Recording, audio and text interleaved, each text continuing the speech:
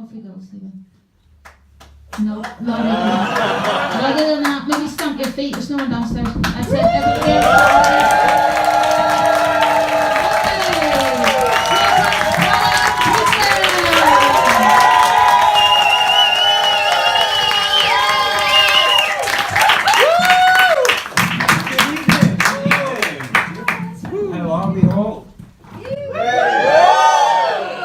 Fantastic. Look at this. This is something else, isn't it? A little gig in a gaff. I was going to dibs the telly because it's been a while since I've last been to an empty, but some cunt's beat me to it and the telly is already gone. So this is extra special for me because not only is it a wee stand-up comedy gig in a gaff, but this is a gaff that I have known pretty much my entire life. My auntie Claire is the lovely host, and wee sort of unofficial cousin is floppy-haired Harry that we've all met on the way in. So I just want to say thanks to them for having me here tonight.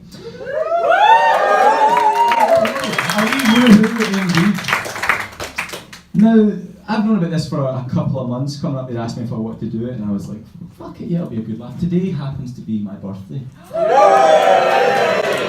Happy birthday! Thank you very much. Yes, 18 again, it's smashing. But, so I kind of thought about it. I thought that'll be a nice, fun way, something a bit different way to sort of spend your birthday. And so for the last sort of 5 months or so, I've been sitting there just anytime I was watching TV or whatever and got a funny idea in my head, I thought, perfect, and make a note of it. I'm going to come back to that. I'm going to use that in a story. I'm going to make that really funny. So I've been doing that for about 4 or 5 months, thinking, yeah, no, this gig is sorted, it's in the bag. Until about 3 nights ago when I decided to sort of start trying to pull it all together and find little links between each story and each joke, each punchline. And it was utter shite. Honestly, I've never looked in the mirror and gone, you're the unfunniest fucker I've ever met in my life. So after phoning my mum at 3 in the morning in tears, I was still no closer as to what to do tonight. And this happened to be in the day that the legend Ken Dodd passed away. No, Doddy.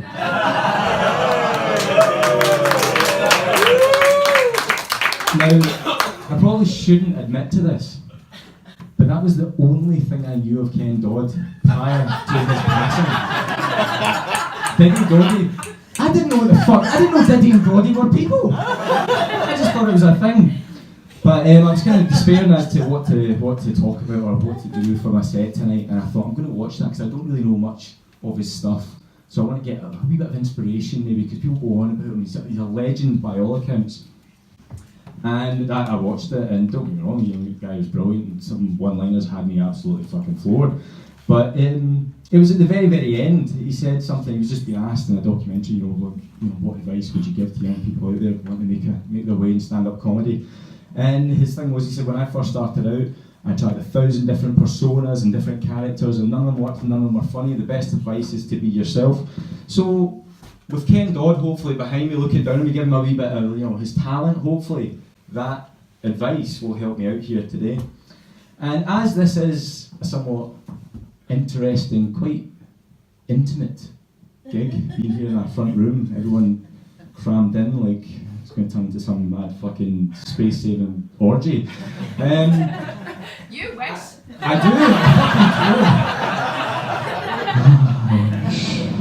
do. But no, as it is quite an intimate sort of gig, I thought I'm going to share a story with you, one that's made me laugh for a couple of years. It never ever made me laugh at the time, and I was always incredibly embarrassed by this story.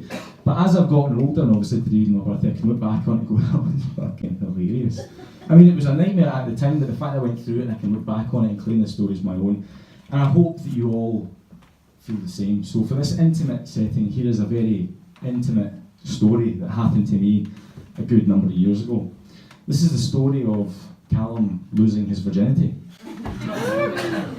Now, anyone who knows this group rather well will know that my mother is sitting right there.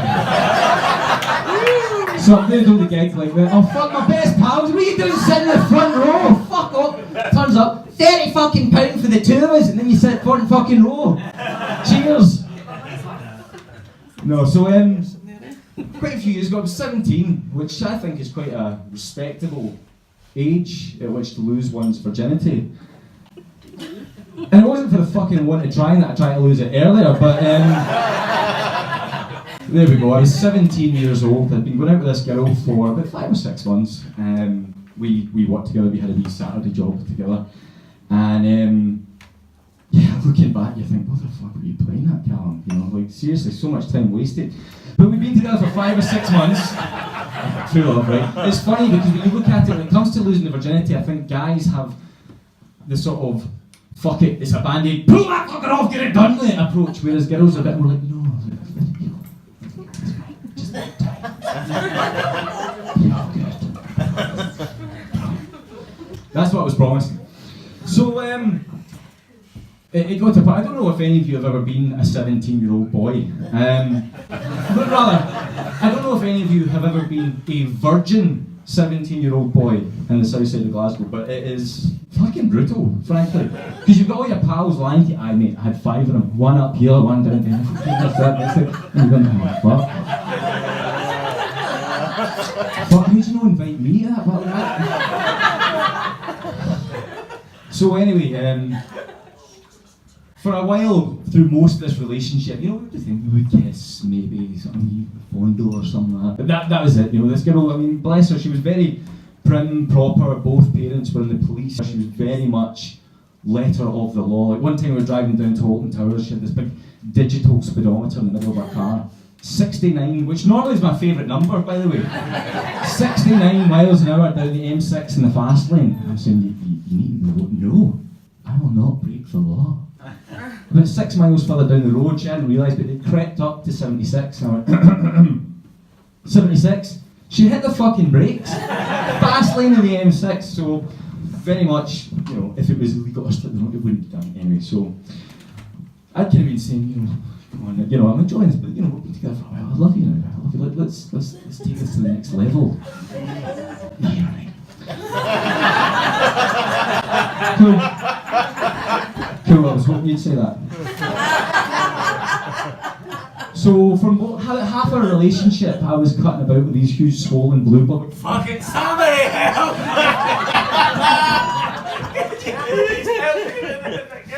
It was horrible, absolutely horrid. But we were at a party that her friends were throwing or whatever. It was a wee family affair, so you couldn't talk to her. There was older adults about and stuff they wouldn't have approved and whatnot. But she sort of leaned over to me and she said, I've decided. It's going to happen. A week on Tuesday. Now when you are a 17-year-old virgin and you hear it here, a week on Tuesday coming, you're getting your whole, you lose your mind. I was like, I'll get a taxi, no, it'll happen. So yeah, a week on Tuesday, she said, but, here's a list of things that are required for this to happen. Oh, I was like, oh yeah, it's off to Costco for Johnny Bags and Lube, whoa! No, this list contained things like, I suppose you might imagine, you might find on a list like this when the two of you are going to lose your virginities together, candles, rose petals, wine. And the list went on, and I very diligently and desperately ran around getting everything I possibly could off this fucking list to set up in, what was my parents' house at the time, still lived at home. Sort of set my room up. Now, to give you a wee bit of background to this, I grew up in the house on this side of the street at the very, very top. So it's pretty much similar size, and my bedroom at the time was not too dissimilar size to this room. Mummy and Daddy worked very hard, hence why I am an actor.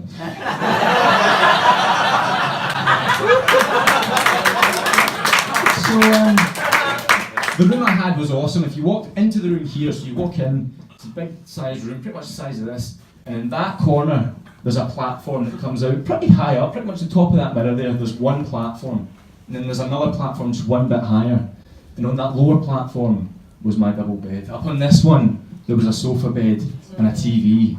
Underneath these platforms there was another sofa bed. I like to entertain. And there's a TV and stuff in there anyway. So the night comes round, she comes up and she's like, you know, sitting down, and she walks in. The first thing she says is, white rose petals! It's not very romantic. I'm so sorry, darling, they ran out of red. They hadn't ran out of red. Red was £10 fucking more. So I was like, no, white will be. Next thing, when have you ever ever. And me not drinking at that point in time, not because I was 17, just because I didn't drink. I didn't know that you didn't put red wine in the fucking fridge anyway, so I was like, baby, we don't need to drink. We don't need to be drunk. I am not doing this sober, she says. And her head turned into some fucking Hollywood Steadicam thing. This is not happening with me sober. I'm like, okay, fine. So she necks the wine, going all the way through it. And then we sort of start kissing and stuff on the couch underneath the platform, so I'm moving my hand around and stuff. And I got to say the lines, baby, do you want to take this upstairs? And she went, maybe in a minute, would you just put the music on? Put the music on. I said, what music? And she said, I told you to get classical music. And I burst out laughing. I said, no, you did not. I did. You did it. I fucking did, Callum. I said, you did not. Because if you told me to get classical music, I laughed in your face like I laughed right now. Sorry, Harry is immensely flashing me, not with his cock, but he's flashing me to get off. I'm coming, man, don't worry. To quickly round off this story, she said, I told you to get classical music. This cannot happen without classical music. And it had gone too far by this point. I was not going back to being a fucking virgin. I couldn't possibly face my mates that following Monday and say, I mate, no, I got a right good cuddle. So I head through into the next room where the family computer is, the computer that everybody uses. Everybody's iTunes was on this one computer. Now this was before the days of streaming and all that shit, so I had to go through, you had iTunes, the songs on it, you put the CD in and drag them fucking across. I don't know how we survived it actually. But I went through and I thought, right, there must be someone in my family that listens to some fucking form of music that could be classed as classical. Aha! This will do, that's sort of classical. Had to wait 20 minutes while the fucking CD burned. Finally went through, slapped it in the CD player, went, right baby, we're up the stairs, let's do this. So we're sort of, moving on all the rest of it, so I think, yes, this is going to fucking happen. Now I need to point out, the closest thing that my family listened to that could be thought of as classical music was the fucking movie soundtrack to Lord of the Rings. Now, I don't know if any of you have listened to the movie soundtrack of Lord of the Rings recently, but every so often they throw in dialogue from the fucking movie. And of course, me thinking the first time round, you better not come in under 5 seconds, you better not come in under 5 seconds. 45 minutes later, I'm in a fucking sweat, sliding out the bed pretty much. I wish this would, this can't be sex, because everyone says it's brilliant, and this is just, so it's going on. The point at which I actually lost my virginity was the point in the soundtrack where it goes, they're taking the hobbits to Isengard! Virginity lost.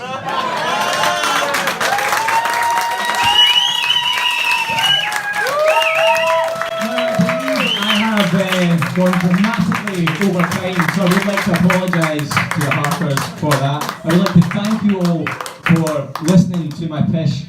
This was my first ever stand-up gig, which I forced myself to do. This was very much cross it off the bucket list. You've all been incredibly kind. I'll hopefully do it again soon. Thank you all very much. Enjoy the rest of your night.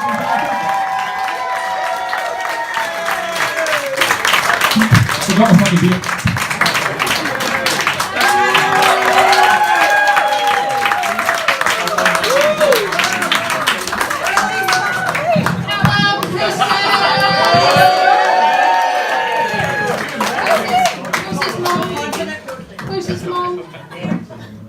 You alright, Lee? You alright? Where were you that Tuesday? Glasgow. Brilliant, excellent, well done, Callum's first gig on his birthday!